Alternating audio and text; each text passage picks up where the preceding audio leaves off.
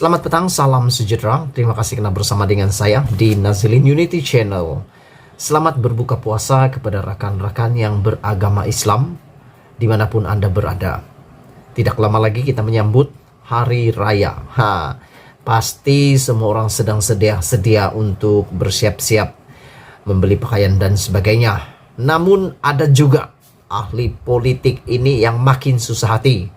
Ada juga ahli politik yang kita akan sebut sebentar lagi nih, mungkin sudah lupa, sudah tak boleh ingat apa-apa lagi selain daripada coba untuk menyelamatkan diri.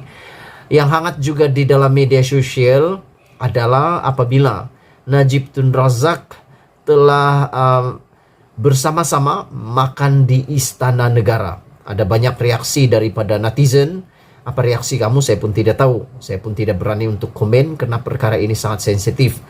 Walau bagaimanapun ramai memberikan komen tentang perkara tersebut apabila Najib telah bersama dijemput, menjadi jemputan bersama di dalam berbuka puasa di Istana Negara pada beberapa hari yang lepas. Dalam makan malam di Istana Negara tersebut, beberapa orang VIP telah bersama dalam gambar. Antaranya Ketua Pembangkang, bekas Ketua Hakim Negara, Speaker Dewan Rakyat, Perdana Menteri, dan juga Najib Tun Razak. Ada yang memaparkan gambar tersebut. Mereka bertanya atas kapasiti apa Najib jadi jemputan dalam makan malam tersebut. Ada yang menulis Anwar Ibrahim sebagai Ketua Pembangkang. Ada yang menulis Ismail Sabri Yaakob sebagai Perdana Menteri. Ada yang menulis Speaker Azhar Azizan Harun sebagai Speaker Dewan Rakyat. Tetapi Najib tak tahu nak tulis apa pula peranannya dalam negara pada saat ini. Ada yang menulis, mereka tulis di kepala kepada gambar tersebut, memalukan negara. Itu yang sedang tular dalam media sosial. Ramai orang post di dalam channel saya, personal message dengan saya, suka komen. Tapi aku tak berani komen sangatlah tentang perkara itu, karena itu melibatkan isu yang sensitif. Jadi pandai-pandailah kamu sendiri memberikan komen tentang hal tersebut. Dan aku tahu kamu pun telah memberikan komen perkara-perkara tersebut. Tapi malam ini aku nak cerita tentang isu di mana ramai orang yang masih percaya bahwa skandal 1MDB ini adalah konspirasi politik. Aku sebenarnya masih bingung. Aku sebenarnya masih heran. Kenapa ramai rakyat Malaysia, bukan 1, 2, 3, 4, 5, 6, 7 orang, bukan 1000, bukan 2000, tapi boleh capai sampai juta orang yang percaya, masih percaya bahwa skandal 1MDB adalah konspirasi politik. Kalau benar ini konspirasi politik, itu tidak akan melibatkan negara-negara yang lain, apalagi sampai boleh dijatuhkan hukuman. Tapi daripada maklumat asal serta laporan media massa, tempatan dan antarabangsa, tidak kurang daripada 10 orang telah didapati bersalah terbabit dalam skandal 1MDB. Ada antara mereka sudah selesai menjalani hukuman penjara dan telah membayar denda. Ini yang paling menghairankan dan ini yang paling luar biasa. Ada antara mereka yang sudah selesai menjalani hukuman penjara dan ada yang sudah membayar denda. Semuanya ada kaitan dan berkait, bahkan bukan ada kaitan, memang berkait dengan 1MDB. Jadi apa guna mereka di penjara kalau semua ini hanya konspirasi? Aku pun tak tahulah ada orang sanggup di penjara kah untuk terlibat dalam konspirasi. Siapa orang yang sanggup aku pun tak tahu. Hanya orang bodoh yang sanggup. Adalah juga yang sudah didapati bersalah, dijatuhkan hukuman dan dalam peringkat akhir rayuan, seperti Muhammad Najib Abdul Razak. Walau bagaimanapun Najib Razak di dalam beliau telah dijatuhkan hukuman penjara 12 tahun dan denda 210 juta. Najib Razak masih dalam rayuan. Tetapi kemarin dulu satu isu yang paling mengejutkan saya apabila seorang pesawah yang telah menyebabkan kecederaan parah terhadap rakannya yang dipenjara 6 tahun telah berjaya mendapatkan rayuan untuk tidak dipenjara serta-merta apabila memetik kes Najib. Peguamnya memetik kes Najib dan beliau mendapat keputusan yang amat baik untuk dia, yaitu ditangguhkan hukumannya setelah memetik kes Najib. Mereka dibicarakan antara pesalah-pesalah yang berkaitan dengan 1MDB. Bukti bahwa 1MDB bukan konspirasi politik adalah mereka dibicarakan dan dihukum di Singapura, Emirat Arab Bersatu UAE, Amerika Syarikat, dan Malaysia. Jelas daripada tindakan 3 negara asing itu, mereka tidak mahu melengah-lengahkan penyudahan episode kotor 1MDB.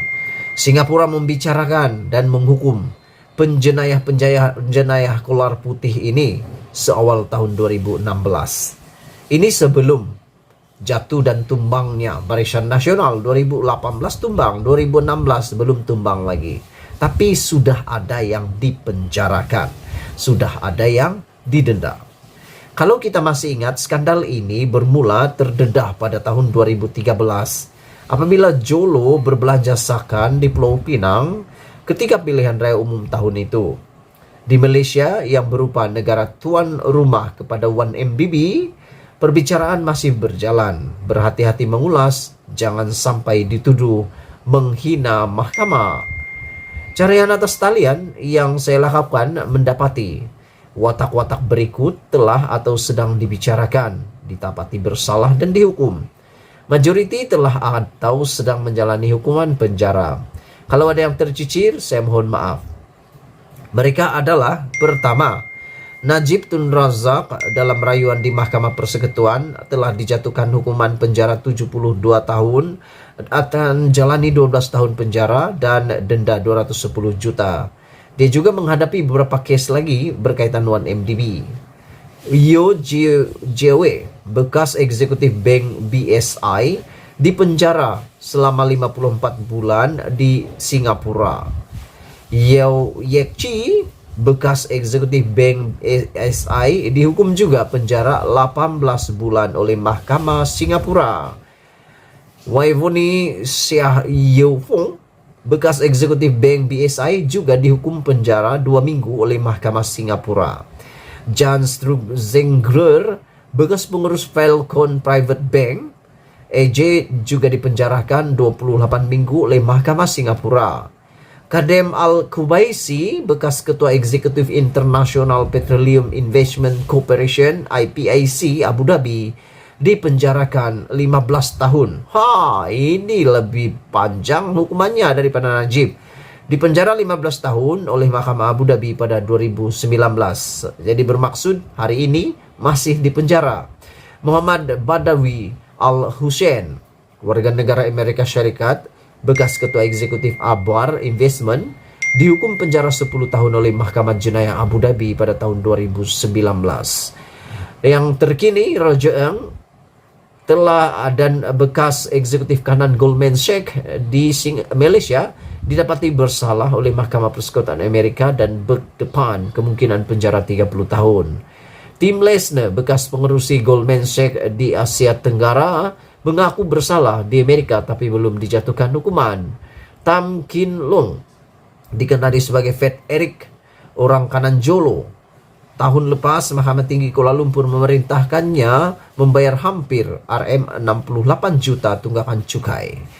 Anak tiri Najib, Riza Sahrir Abdul Aziz atau Riza Aziz, anak kepada Rosmah Mansur dengan suami pertama, dilepas tanpa dibebaskan oleh Mahkamah Kuala Lumpur Session Kuala Lumpur pada 13 Mei 2020 atas tuduhan penggubahan wang haram ES 248 juta, kira-kira RM1.25 bilion, berkaitan penyelewengan dana 1MDB. Dia dilaporkan membayar balik sebahagian duit curi itu. Persoalannya, apalagi yang kita nak kata kalau ada lagi manusia yang masih diperbodohkan dan percaya bahwa ini adalah konspirasi politik. Mendedahkan kejahatan dan jenayah bukan konspirasi, ia adalah kewajiban. Apatah lagi kes macam 1MDB yang satu dunia tahu.